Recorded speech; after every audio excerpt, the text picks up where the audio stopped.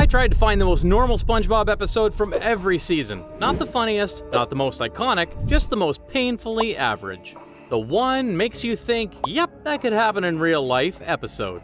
And let me tell you, this was a nightmare, like trying to find a salad at Taco Bell. Technically possible, but spiritually, no. This show is 50% chaos, 30% unhinged comedy, and 20% screaming. It's weird.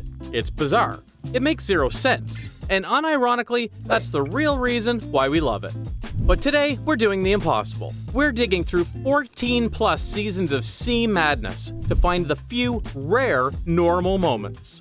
Believe it or not, it gets weirder before it gets normal. Let's start with the beginning, the most normal season of SpongeBob.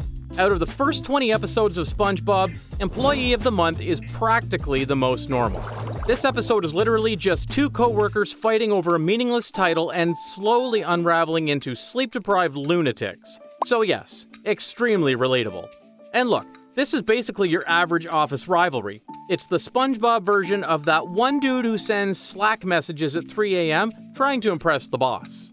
And for once, the world isn't ending. There's no jellyfish revolution, no gigantic monster attacking the city. Just two employees beefing over a plastic plaque that probably smells like grease and disappointment. Still has cartoon antics, but this episode could honestly happen at a Wendy's. Also, shout out to Squidward for being so done with SpongeBob that he's willing to set his house on fire just to win. Normal behavior? Absolutely not. Relatable behavior? Sadly, yes.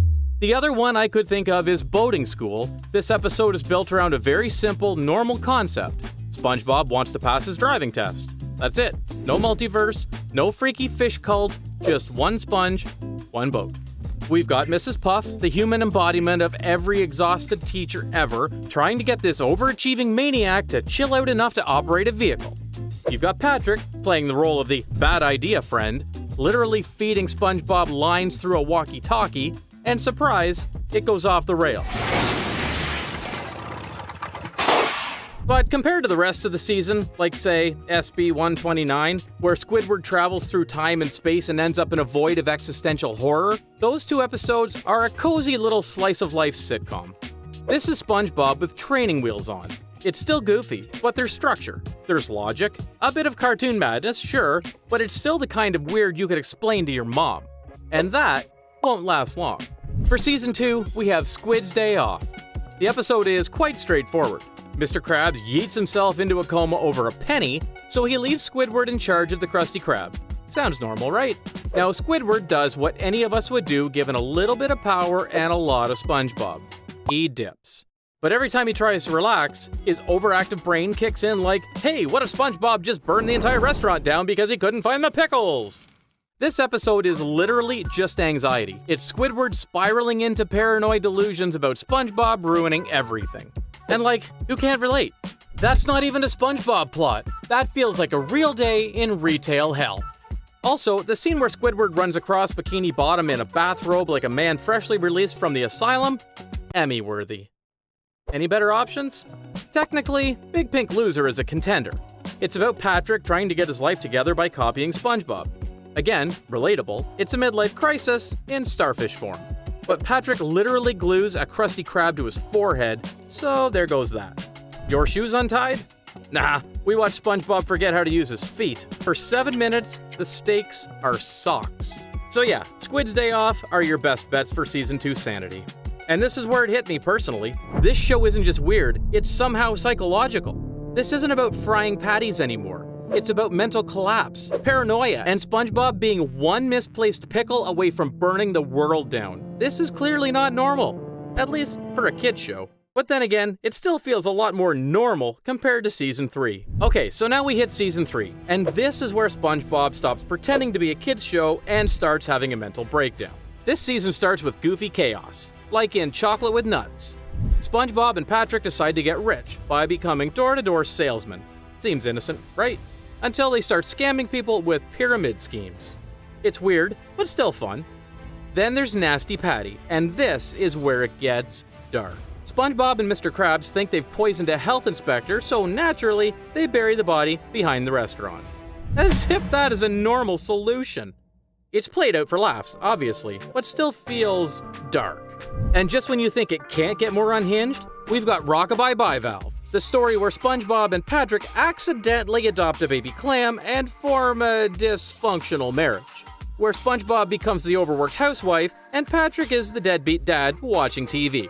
They argue, they cry, but in the end, they stay together for the clam. It's not even a parody, it's just a marital drama in fish animation. So yeah, finding a normal episode in this pile of chaos? Pretty rough. But then, we find a little time capsule called the Krusty Krab training video, and suddenly, things feel kind of normal again. It's literally just a mock orientation video. You've got the cheesy narrator voice, awkward graphics, and way too much enthusiasm about mopping. It's like watching a VHS tape from your parents' shed. This is an old school style video on how to flip burgers. That's it. And the most important part? No weird stuff. Like, this could pass for an actual training video, except maybe the whole POOP acronym, which stands for People Order Our Patties, obviously, and we get violently cut off before learning the Krabby Patty secret formula. But still, this thing's basically satire gold. It roasts training culture, fast food brainwashing, and SpongeBob just doing what he always does, being aggressively good at his job. And you know what? Compared to everything else in this season, this is probably the most structured, realistic episode in the whole season. Could you technically say one Krabs trash is grounded? I mean, Mr. Krabs sells junk, SpongeBob buys a cursed soda drinking hat, then a grave rubber threatens them. Okay, no, never mind. Absolutely not. Midlife crustacean, where Mr. Krabs has an existential crisis and goes on a weird guy's night out and does the infamous panty raid, which Nickelodeon later banned. So yeah, not exactly grounded, more like, this did not age well. So yeah, the Krusty Krab training video is the least insane episode in Season 3. It's the last breath of sanity before the ocean goes feral in the future. Alright, buckle up. Season 4 is where things start to feel off. The animation gets shinier, the jokes get weirder, and SpongeBob's face starts doing things faces shouldn't do. But the big reason for the chaos is caused by Steven Hillenburg stepping down from his role as the showrunner. After the SpongeBob movie, the original creator passed the torch, and the show started tasting chaos, and then decided to marry it. Now, almost every episode starts normal, until SpongeBob's face turns into a Picasso painting or someone explodes because of a sandwich. But then, like a shining beacon of semi-functionality, we got Skill Crane. The story is simple. Mr. Krabs installs a claw machine. SpongeBob gets addicted, Squidward joins in, and they both mentally collapse in real time. It's basically a Vegas cautionary tale in C form. SpongeBob becomes a claw god, and Squidward becomes a claw clown. Addiction? Check. Rage quitting? Check. Capitalism exploiting everyone? Double check. In a season where SpongeBob meets a sea wizard, Squidward gets psychologically tortured by a clarinet recital, and Plankton turns into a chubby, mind-controlling blob, Skill Crane is refreshingly simple. Addiction is bad, capitalism is worse, don't trust the claw. And yet, this is the sanest we're gonna be for a while. You'd think it couldn't get worse. Then Season 5 hits you with new digs. SpongeBob is late for work once. Just once. And instead of setting an alarm, he decides to move into the Krusty Krab. He brings his bed, his snail, his emotional baggage. He lives there now, and no one really stops him. Mr. Krabs is just thrilled someone's working overtime for free. Squidward on the verge of violence, and SpongeBob just living his best dystopian dream. This episode isn't weird because of some freaky fish magic. It's weird because it's relatable. It's a pure, unfiltered capitalism and co-worker burnout. We've come full circle. Nothing else in this season even comes close to normal in my mind. Really. There's To Love a Patty, in which SpongeBob falls in love with a Krabby Patty and goes full rom-com psycho. That's not even a metaphor. He literally dates a sandwich and has a meltdown when it starts rotting. Nope. There's Breath of Fresh Squidward, where Squidward gets electrocuted and turns into a maniacally happy zombie of himself. SpongeBob is deeply threatened by this new positivity. This one feels like an energy drink ad gone wrong. The original Fry Cook is about emotional daddy issues and the workplace inferiority complex. Weirdly grounded, but there's a guy named Jim who looks like a sentient baked potato and flips burgers like a god. So close, but still a little too extra. So yeah, compared to the rest of Season 5, this episode is like shockingly restrained. It's just a workplace sitcom plot. Mildly weird? Sure, but not SpongeBob weird. This is sitcom weird. This one could be an episode of Friends with minor adjustments. Like, very minor. And then Season 6 happens. The animation? Shiny. The close-ups? Cursed. The logic? Non-existent. And somehow, the most normal episode of the season is one literally titled Not Normal. Poetry at its finest. The plot summary for this one is that one day, Spongebob watches a self-help video, which is already hilarious, and decides he's too weird. So he embarks on a journey of self-erasure, smoothing out every spiky edge of his bubbly nonsense to become normal. He starts acting like an actual human being. He talks normally, walks normally, and even dresses like a 1950s accountant. It's disturbing, but intentionally so. He even wears pants, like regular people's pants. That's how serious this is. Everyone around him is freaked out, and honestly, so am I. But underneath all the beige and horrifying small talk, it's a real arc. It's literally about identity, conformity, and the soul-crushing pressure to be normal. But by the end, Spongebob realizes being boring is worse than being weird. And thank God, because if I had to watch another scene of him talking like a walking TED Talk, I might have snapped too. It's a relatable arc. It's a story about fitting in versus being yourself. That's like textbook grounded sitcom energy. Sure, it's got exaggerated visual gags and weird moments, but the core is solid. This episode wants to be not normal and fails beautifully. And you know what also fails beautifully? The following season. Oh boy, Season 7. Welcome to the nuclear waste zone of Spongebob. The season is so cursed, even some fans talk about it like it's Voldemort. The "we don't speak of it" season. For some of you who aren't really familiar, this is the era of overused gross out. Characters acting like they've been lobotomized, and plot lines that feel like someone got dared to write SpongeBob fan fiction at 3 a.m. with some booze. And yet, somehow, some way, we need to find the most normal episode in here. Let's review our options. Starting with Greasy Buffoons. It's an episode about SpongeBob and Mr. Krabs starting a grease war with Plankton. Ends in fire and clogged arteries. Funny, but still gross, and lots of chaos. Maybe One Course Meal, where Mr. Krabs weaponizes Plankton's phobia to the point of suicide ideation. Whoa, okay, chill. Growth Spout, in which Pearl turns into a kaiju because she's hungry? Definitely not normal. What about Buried in Time? They accidentally bury themselves alive for fun. Yeah, no. Oh, what about this one? Tentacle Vision, the episode about a local TV show and nothing explodes? We'll take it. The plot is about Squidward starting a public access TV show from his house, but SpongeBob and Patrick immediately ruin it with their usual brand of help. It's heavy. Classic. That's it. That's the plot. Just a wannabe influencer and two loud neighbors. Even Krabs shows up and doesn't commit tax fraud. Just tries to sell ads. For this season, that's a miracle. Tentacle Vision wins by default and by bare minimum effort. And just when you think it couldn't get any more off the rails, Season 8 shows up wearing a suit, trying to convince you like everything's fine. The animation looks a little cleaner. The pacing feels a bit more slow. You might even start to think, maybe the show found its balance again.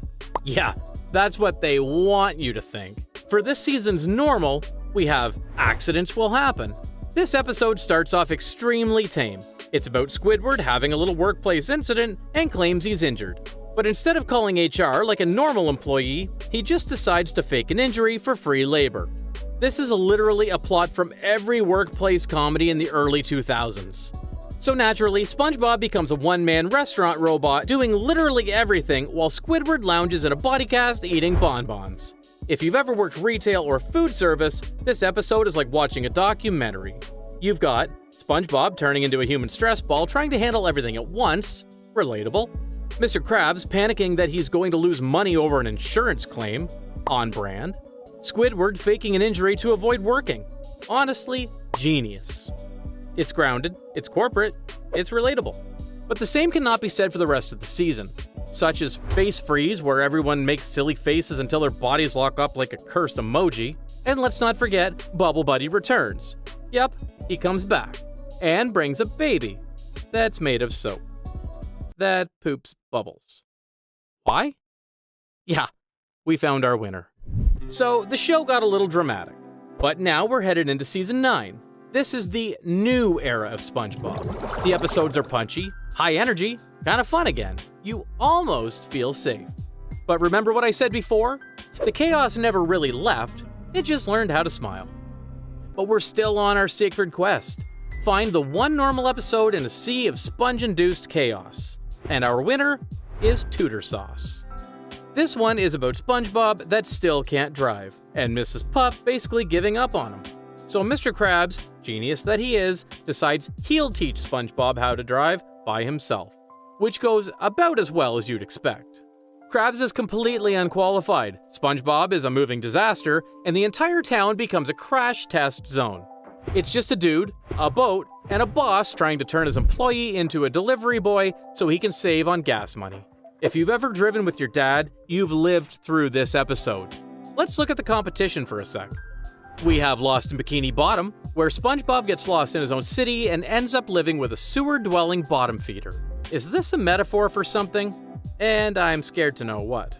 There's also Mall Girl Pearl, where Pearl tries to get a job at the mall. Feels normal until she goes through like 47 personality changes in 11 minutes. So a no-no. FoodCon Castaways is where everyone gets stranded on a desert island after a food convention trip goes south.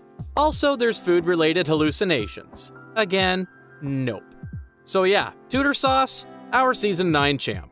Not flashy, not creepy, we love to see it. But now we're talking about the shortest season in SpongeBob history. Like, weirdly short, with only 11 episodes. Clean, quick, and innocent looking. And for a second, you'd think, maybe we'll get a breather. Spoiler alert, we don't. So what's the most normal episode of season 10? Drum roll, please. Whirly Brains. Just kidding. That's the one where they literally rip their brains out and fly them like drones. No sanity there. Let's talk about the actual contender. Feral Friends, a surprisingly calm episode about marine biology? Yeah, I'm serious. On paper, it sounds like another acid trip. A glowing moonfish zaps the town and turns everyone into realistic sea creatures, like actual National Geographic animals. It's weird, but it's also scientifically accurate. Even with the fish ray part, this one still feels normal in a way that characters behave in realistic ways once they de-evolve. SpongeBob becomes a literal sponge. Patrick is flopped on a rock. Sandy, who's immune to the fish beam because she's a mammal, has to rescue everyone while they de-evolve into their true forms. That's a solid plot. A coherent, logical, even science-based story arc. Steven Hillenburg actually used his major degree properly for once. Well, the visuals are still creepy, but in an artsy short film way. Not a Squidward's toenail explodes way. The stakes are about survival, too. Not, we accidentally summoned a jellyfish god, just marine zoology with a weird twist. That's my best pick, I think. Compared to the other episode, this one feels mild. There's also Code Yellow, an episode where SpongeBob becomes a plastic surgeon and starts reconstructing Squidward's face mid-surgery. Yeah, no. It's the only episode in season 10 that could low-key air on Animal Planet if you muted the scream parts.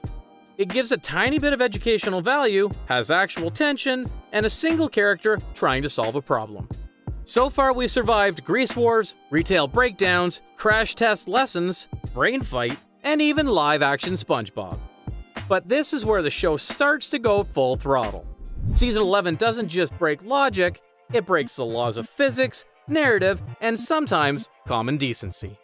If you thought we'd hit the peak of weird, you are so not ready for what comes next. We've officially entered season 11, where SpongeBob's eyelids have frames of animation, and the background fish are more expressive than before. But guess what? We found our normal episode on the first try. It's called The Checkup.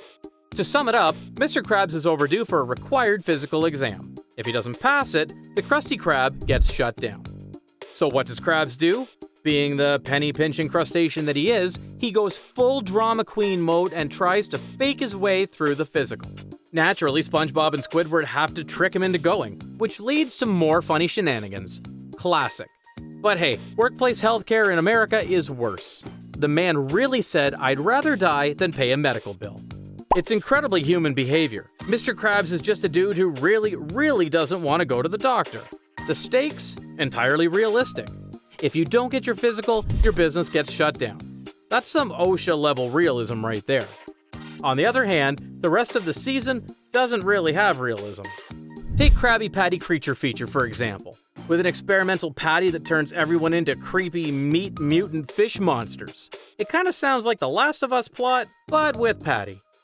Or Man Ray Returns, where SpongeBob and Patrick try to turn Man Ray into a good guy via roommate bonding. It's like The Odd Couple, but one of them is a villain who will 100% kill again. It's a rare SpongeBob episode where everyone stays the same species the entire time. That alone puts it in the top 1% of normalcy. We got our normal quite easily for Season 11, but don't celebrate just yet because Season 12, that's where things start getting suspiciously stable. And you know what that means in this show? It's a trap. We have Boss for a Day in Season 12. A tale as old as time. Krabs loses his voice and temporarily steps away from the Krusty Krab. So SpongeBob is put in charge of the restaurant. So he fucks it all up, right? No, he runs it, like normally. He holds meetings, he assigns tasks, he manages workflows. He makes, I kid you not, a schedule. Yeah, he's actually killing it. It's disturbingly functional if you ask me. Until he becomes a little, too into the manager role. He starts bossing everyone around like he's running a Silicon Valley startup out of the freezer, even though they work in a place that sells burgers shaped like flowers. So the team pushes back. SpongeBob realizes he needs to chill. Balance is restored. Boom. Done. Everyone is safe. It's a normal day with normal power dynamics, normal character decisions, and a tidy 3-act structure. You could low-key air this in Season 1, and nobody would notice. Which is rare praise for Season 12, a season that had episodes like Plankton's Old Chum, where the town becomes plague-infested with buckets of literal radioactive meat. Or The Krusty Slammer, where Krabs turns the restaurant into a literal prison. He locks up customers, like actually incarcerates them. For fun! This isn't satire. This happened. That's 2 semi-normal episodes in a row? Wow. Are things stabilizing? Does SpongeBob finally become a kids show again? Nope. Because it's time for Season 13, where everything looks like a 3D scan of a lobster bisque, and the color grading makes you feel like you accidentally licked a highlighter. You've made it this far, so props to you for still having brain cells left. Most viewers checked out around the Patrick gets a new face era. This season alone brought up some of the most bizarre episodes of SpongeBob. Episodes like Something Narwhal This Way Comes, where SpongeBob and Patrick encounter Narlene and Nobby, 2 narwhal siblings who bring chaos to Bikini Bottom. Their antics lead to the whole town getting brainwashed. We also get A Skin Wrinkle in Time, telling the story of Grandpat accidentally causes a time-related mishap leading to various time-traveling adventures, like different eras of Bikini Bottom. But here we are deep in the HD Sponge Zone, still trying to find that one normal SpongeBob episode. And the winner of Season 13's Most Normal Award goes to Goofy Scoopers. It's about SpongeBob and Patrick just trying to do a new job at Goofy Scoopers. That's it. That's the plot. This episode is so normal, I had to watch it twice just to be sure it wasn't a prank. They're not saving the world, they're not destroying the town, they are scooping ice cream. The episode even tells about the time when they messed up. They get trained, they improve, they bond. It's like the Employee of the Month arc, but with sprinkles instead of Krabby Patties. There's even this moment where they're like, wait, this job is hard. And you can practically hear the collective sigh of every retail worker watching. Just 2 idiots scooping ice cream and trying not to get fired. You can watch it and actually remember what happened afterward, which is more than I can say for Squidferatu. Don't ask, don't Google it, just no. And now we reach the present. Season 14 and 15 is basically one, and Season 15 is still ongoing. But at the time of making this video, Student Driver Survivor is our final beacon of sanity. Mrs. Puff's got a competitor driving school, and it took every single one of her students. Well, except for SpongeBob. But she can't pay her bills without all the students, so instead she milks every single extra class from SpongeBob for an extra fee. Anytime, anywhere. In the middle of the ice, in the mountain, even in the late night. And you guessed it, it leads up to SpongeBob trashing down half of the city. Seeing this is going nowhere, Mrs. Puffs realized the only way to get her students back is to destroy the competitor by sending Spongebob there, because the boy will make sure everything blows up when he's behind the wheel. Turns out the other instructor was a fraud, selling fake licenses. So SpongeBob accidentally takes down an entire scam. Good ending. Honestly, it could pass as a lost Season 2 episode if you blurred the HD textures. That's our Season 14 sanity so far, and possibly our last one. And that's a wrap, kids. You now hold the sacred knowledge of the most normal SpongeBob episodes in your brain. If anyone ever asks you, is SpongeBob really that weird? The answer is yes, but there were a few days where it wasn't.